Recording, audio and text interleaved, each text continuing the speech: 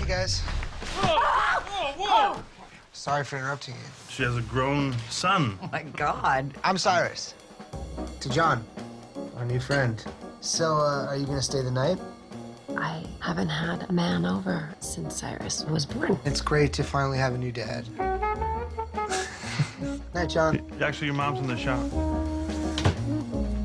Hi, this is Mike from thesubstream.com. This is a very quick review, hopefully, of a movie called Cyrus that comes out this Friday. It stars three actors, three very talented actors, including John C. Reilly, who may go on to be the only guy who wins 5 or 6 Oscars in his career, having one time played an insane drunk doctor on the Cartoon Network, along with the very underappreciated Marissa Tomei and one of the men of the moment, get him to the Greeks, Jonah Hill. John C. Reilly plays John, a divorcee who's having massive trouble breaking out of the incredible 6-year-long rut that his divorce has left him in.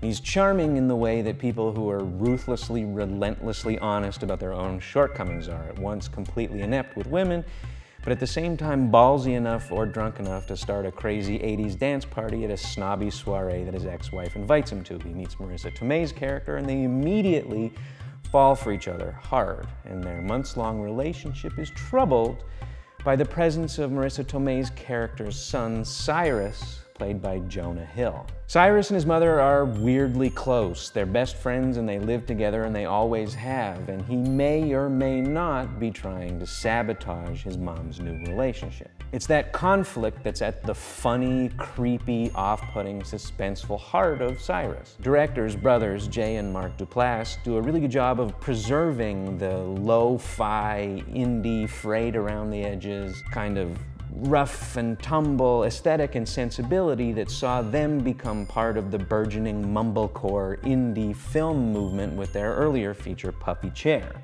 They do a really good job marrying that aesthetic, that kind of low-budget aesthetic, with a bigger budgeted film that stars people that, are in things like Get 'Em to the Greek and Step Brothers. The surprise, though, the surprise of a film that's got people, Academy Award nominees like Catherine Keener and John C. Reilly, and Academy Award winners like Marissa Tomei, the guy that holds the whole thing together with his performance, that's the nucleus of the thing, is Jonah Hill. The reason that Cyrus isn't the film that it's currently being sold as, the reason that it's not some kind of goofy Step Brothers meets Apatow hybrid, is that Jonah Hill is able to temper his funniness and use his kind of big, awkward presence on screen and his body in scenes to create this weirdly off-putting, weirdly funny, but kind of strange nonetheless, self-confidence. It's a massive self-confidence early in the film, and it creates, because the directors are good enough to use it to create this kind of sense of permeating dread and suspense. The conflict at the heart of Cyrus, which is a funny one, is actually a conflict. It feels scary and full of anxiety and tension and suspense, which is one of the best things about films when they work. There's more suspense at the heart of Cyrus, which is otherwise kind of a light, family, goofy comedy starring funny, talented actors, than there is at the heart of Killers, or The Losers, or The A-Team, or Night and Day, or any single other one of the big-budget Hollywood action suspense films that have been released this summer.